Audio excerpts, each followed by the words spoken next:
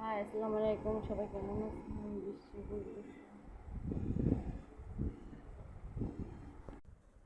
High, আসসালামু আলাইকুম। সবাই কেমন আছেন? হাই, আমি বৃষ্টি বলতেছি।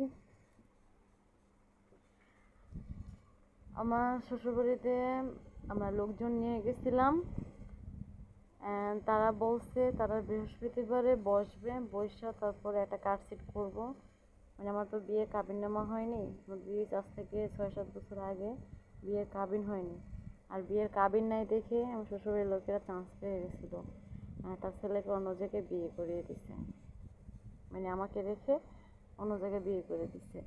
আমার সাথে ডিভোর্স হয়নি, কোনো ধরনের ছাড়াছাড়ি হয়নি, কিছু হয়নি। তার আগে তার ছেলেকে অন্য জায়গায় বিয়ে করে দিছে।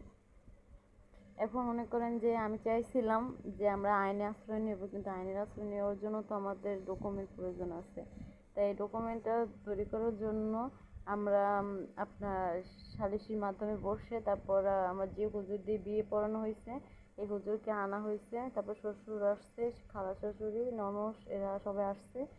আসার পরে তারা সবাই মেম্বার, মন্ত্রীর খালু ছিল, সবাই বসছে একসাথে।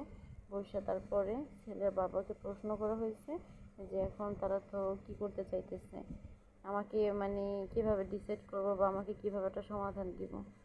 তারপরে আমার শ্বশুর বলছে তারা আর 4-5 দিন সময় নিচ্ছে, বৃহস্পতিবার মানে কাজটা কমপ্লিট করবে। তো আমি বলছি যে ঠিক আছে, সমস্যা নেই। আমাকে প্রশ্ন করা হয়েছে তুমি কি চাও, তারা যা বলছে তুমি কি মানতে চাইতেছ?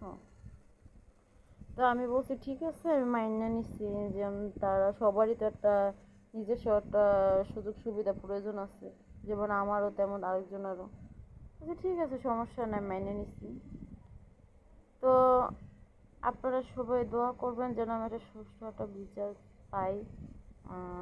আমি যেন এটা একটা সমাধান করে যেন আমি একটু সরে আসতে পারি। কারণ ছেলে যেহেতু অন্য জায়গায় বিয়ে করে ফেলছে, একটা ছেলেও আছে, সেখানে তো সতীনের সংসারে যাওয়া তো আমার জন্য ঠিক হবে না। কারণ আগে তো কেউ ছিল না, তারপরও তো কষ্ট ছিল, অনেক অত্যাচার করতো। তাহলে এখন কি আমরা তারা সুখে রাখবো? কোনোভাবেই না, তারা কখনোই সুখে রাখবো না। অর্থাৎ তারা আমাকে আরও কীভাবে সরাবে ওখান থেকে, এটার জন্যই তারা কাজ করবে নাকি।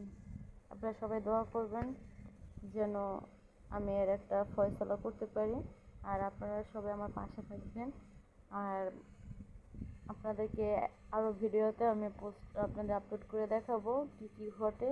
লাস্টের মতো আপনারা সবাই আমার আইডিটা সাবস্ক্রাইব করে রাখুন, তাহলে আপনারা বুঝতে পারবেন আসলে কী ঘটনা ঘটতেছে।